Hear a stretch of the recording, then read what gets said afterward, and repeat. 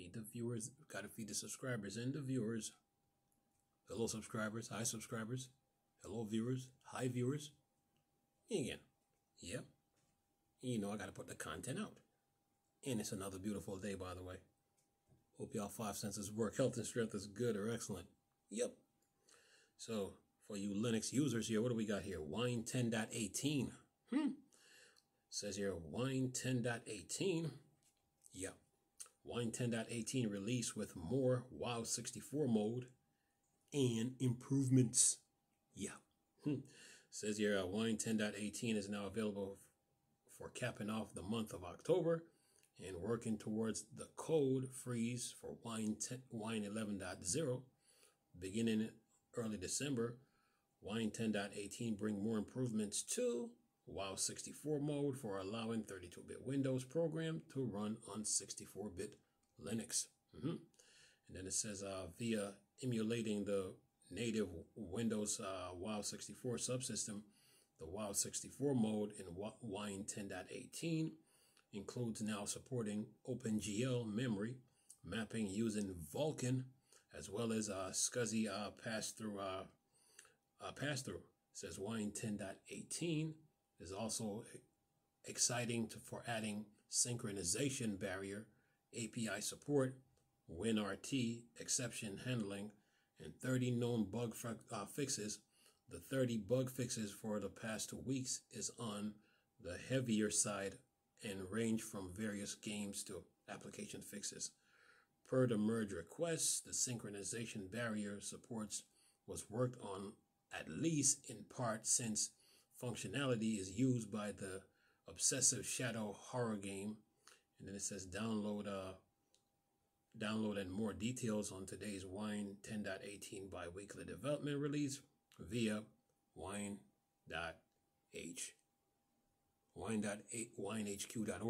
I said wine.hq. Sitting here messing around here. Got one comment. Let's see who we got in the comment section. I'm on Phoronix here. Let's see who we got in the comment section. Yeah, let's see who do we have. First person. Who do we have here? Okay, Phoronix. Oh, this is Penguin PC. He said this wine version comes with a huge changes like wait a minute. That to OpenGL render now. And then it says now, and then it says 1 to 3 FPS on game in my case with Resident Evil 3 Classic on new WoW 64, and then anything else. He just showed it like a little clip, but then it says in the brackets says here ./configure -enable ./configure -enable -arc ARCHS -I386 x86 _64 parentheses.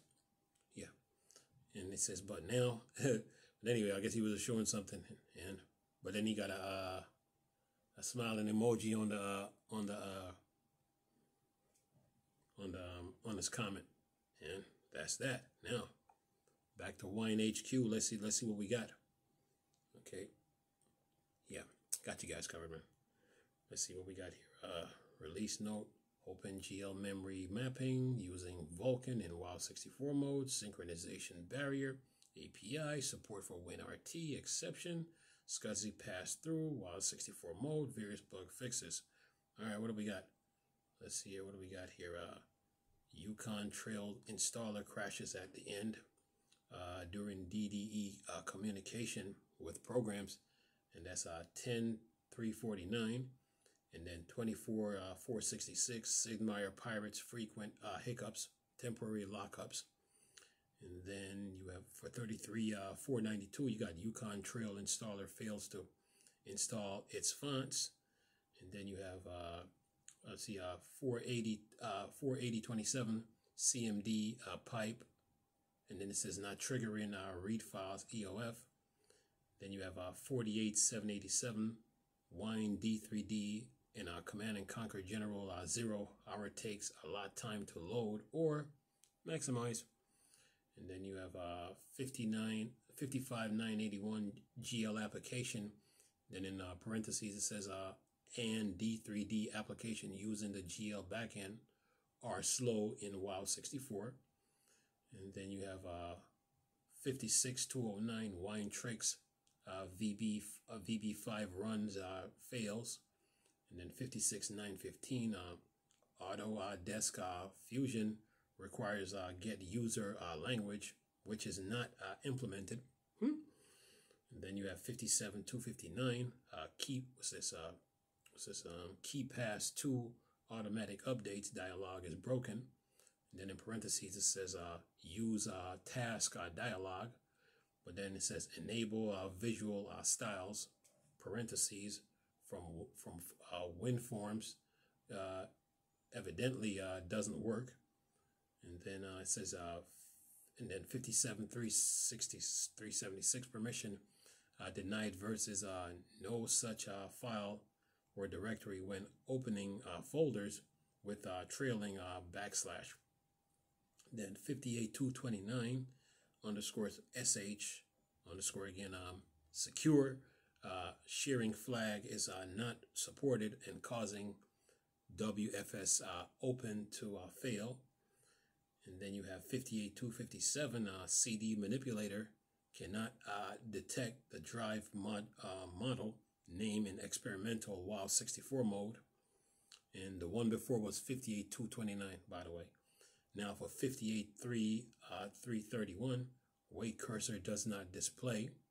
And then for 58391, exact audio copy unable to interface with DVD drive on WoW 64. And then it says then for 58598 real term underscore 2.0.0.70 / crash on start. And then for 58611 Nightshade crashes. And then it got ERR quotes, then SEH quotes, and then NT raise exception. That's all in one word. And then it says unhandled exception code C000409. And then it says in parentheses it says native VC runtime 140 works around the crash parentheses. And then for 58697 Jolly Rover hangs upon starting with 100% CPU usage.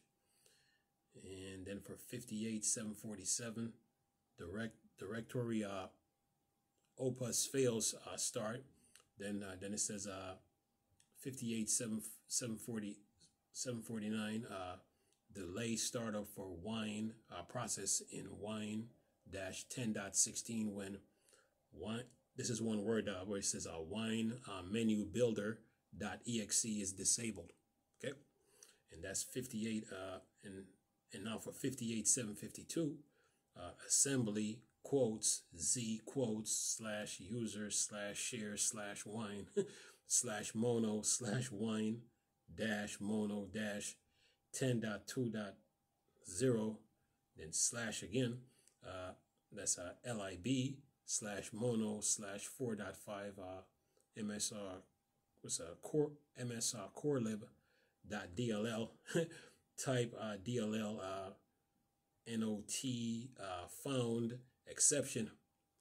Anyway, and then what's this 58791 mdk.2 games windows 58794 multiple application crash with assertion failure in cache underscore inproc underscore sync parentheses. And then it says for 795 The Witcher 2 crashes on start. And for 58804 incorrect configure notify processing in XFCE. And then 58812 playtime viewer application runs and works otherwise but only shows a black screen. And then for 58816 Mac OS quote Windows focus slash activation issues. Yeah, they put a lot of work into this one. And then for 58.828, configure build is in parentheses failed since commit DB2E157C if auto config needs to be applied before. And then for 58.837, current thread ID error when enabling speed hack in cheat engine. And then 58.839, kernel 32.time get time error when enabling speed hack in cheat engine. And then for 852, minimized applications are restored with dash for vertical pixel. Then in parentheses says Redux. So yeah, and this is for change since Wine 10.17. Who worked on this? Let's see. Adam. Who was this? Sagwa. Alex. Alexandria. Who worked on this? Alexandros. See, Alistair. Anton. Byrne. Brandon. Who's this? Gian. Connor. Yeah, they put some work into this. Dimitri, Elizabeth, Eric, Felix, Gabrielle, Gerald, Ivan. Who's this? Cabin. I think his first name is Check.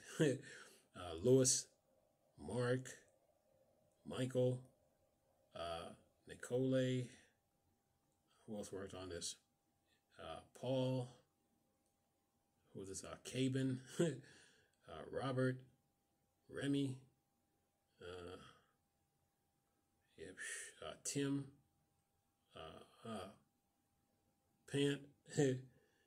Shu. Who was this? Chen. Call the last name here because the first one is kind of weird. There's this Zhang. Yeah, they put some work into this. Who's this? Hugh. Yeah.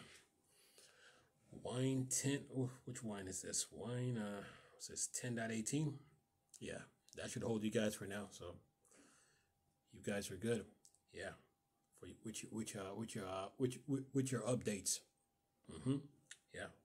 So keep you guys in the loop on what's going on here with your Steam Decks, Linux gaming. Now,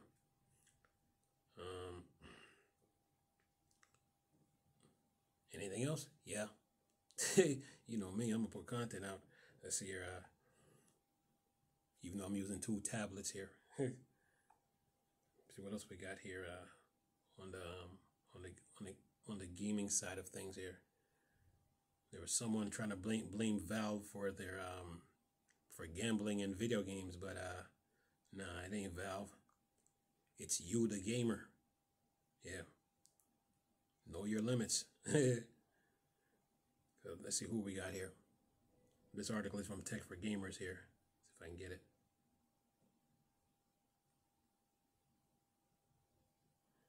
Come on now. Okay, where's the article? Should be here. Trying to get it here. There. Come back here. Oh, here we go.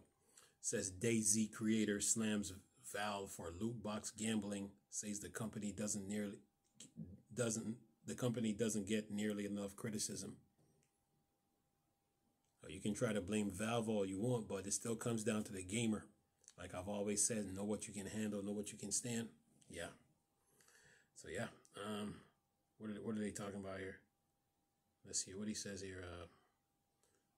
This article is on Tech for Gamers. It says here Gabe Newell and Valve are often hailed as the best in the industry for providing high quality games, great platform, good deals for gamers. However, all that glitter is not gold, and the company has been called out for monetization policies. DayZ creator slams Valve for its gambling related monetization methods in games. He said this is something the company doesn't get enough criticism for. and he's disgusted by these mechanics in games. Why it matters. This isn't the first time anyone called out the company. They have more often than not been criticized for gambling like mechanics, loot boxes, and for exploiting for players player base. And it says, speaking to Eurogamer, Dean Hall expresses disgust with Valve monetization policy. He said it has no place in gaming, and that if developers doesn't have any issues with it, they should release the data for people to study. Hale, the comment reflects the loot box system found in Counter-Strike 2. Loot box. That's an EA with Star Wars Battlefront now. He wants us to forget that. But anyway, he says the market has been a global phenomenon worth billions of dollars. In recent crash in the value even led to mental issues with those investing in it. And it says, what he says here in all black, he says, if something I think Valve does not get anywhere near enough criticism about, I am honestly disgusted with gambling mechanics in video games at all. Then he says, loot boxes are also criticized for distress among players. Therefore, Valve changed them slightly so players now pay for what's inside rather than the box itself. However, it is still unhealthy for many. And it says, in all, while most people do love Steam as a platform, they share Hall sentiments about Valve's monetization policies. And we saw from the recent crash that it can harm people's mental state. Really? All right. Says here, what's your thoughts on Valve loot box monetization mechanics? Okay. Listen up, you gamers. Listen up, you gamers, and listen good. Remember the loot box situation when EA tried to put them in Star Wars Battlefront 2. Don't forget that before we're gonna talk loot box. EA is not exempt from the situation, but you're trying to blame Valve. But remember, this was this situation was tackled in the UK, the European Court, the European Union. They got at EA over that loot box situation. EA tried to challenge them, but they got scolded for it. But anyway, when it comes to gambling mechanics in video games, well, you got some people that like to gamble, and some don't. You can try to blame the company. You can try to blame Valve for it, but you got to also put the developer who made that game, not just Valve, But then at the same time, us gamers are not exempt from the equation either, because we have to look at ourselves first and look at our weaknesses and see what we like, we dislike, what we can handle, what we can stand, what's not appealing to us, what's not even worth playing. So it still comes down to the gamer. We can try to use mental state all we want to, but at some point we have to blame us gamers have to blame ourselves in our video games. Gambling mechanics is even in what's that? I think Mario Brothers. Even in Mario Brothers, it's in Sonic. It's in a lot of games. In some games that you play. But if you're offended by gambling in video games, then don't play video games that has gambling in it. That's what I say. When it comes to video games, because when it comes to video games, you the gamer, you can try to use your mental state and try to use that as an excuse for you the gamer not taking blame, but you the gamer should know what your likes and what's acceptable to you and what's not, what you like and what you dislike, what you can stand and what you cannot stand, what you can handle and what you cannot handle, and then apply that to video games.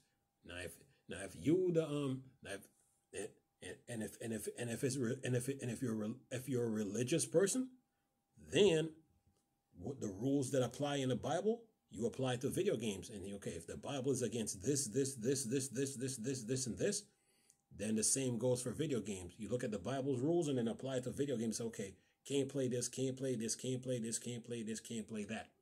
And then eliminate them. And then you find yourself some good games you can play. There you go. Just saying. So yeah, you can try to blame Valve for loot box.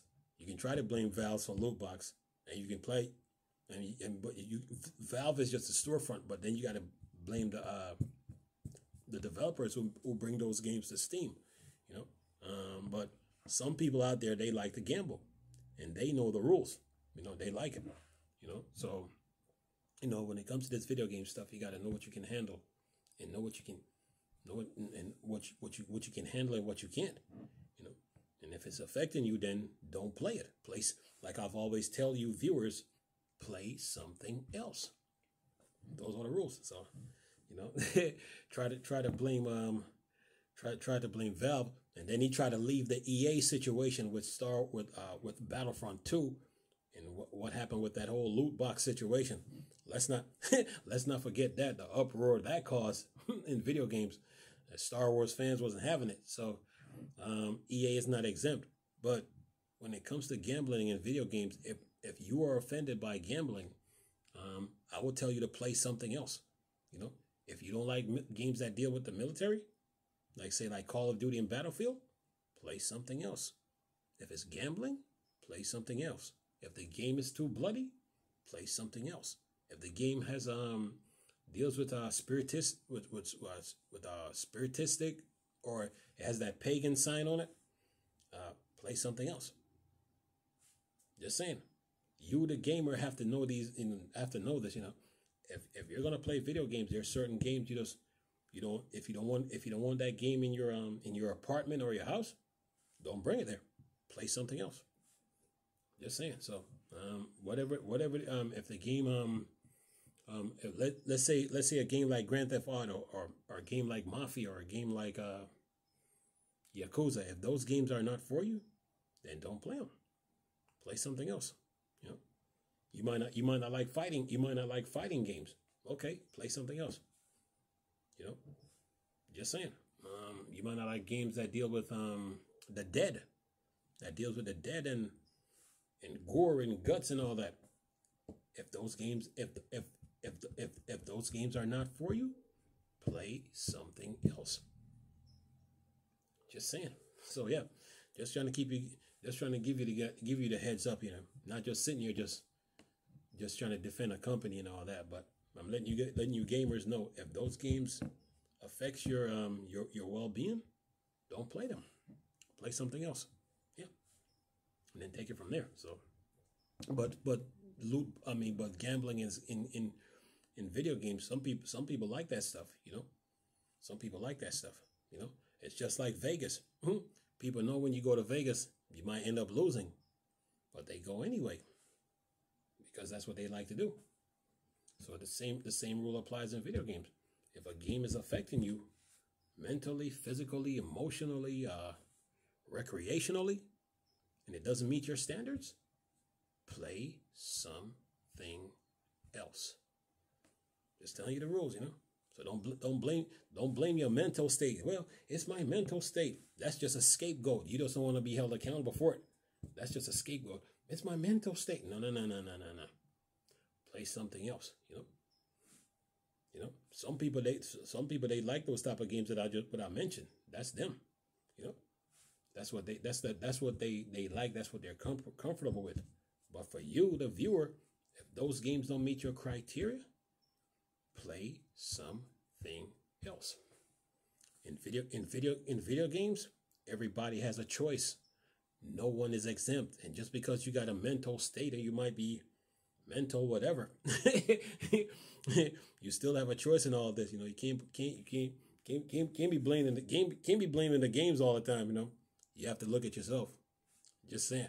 Anyway, I'm gonna leave this video for y'all to enjoy. Though, hope y'all enjoy it. Of course, I got other articles I need to look at, but I had to tackle this one. But anyway, hope you guys enjoyed it. Thanks for watching. Nice talking to you people again. Like the video, dislike it, thumbs up, thumbs down, comment, share your opinions. Let me know what you think. But anyway, thanks for watching. Thank you, viewers. Thank you, subscribers. See you next time. Bye for now.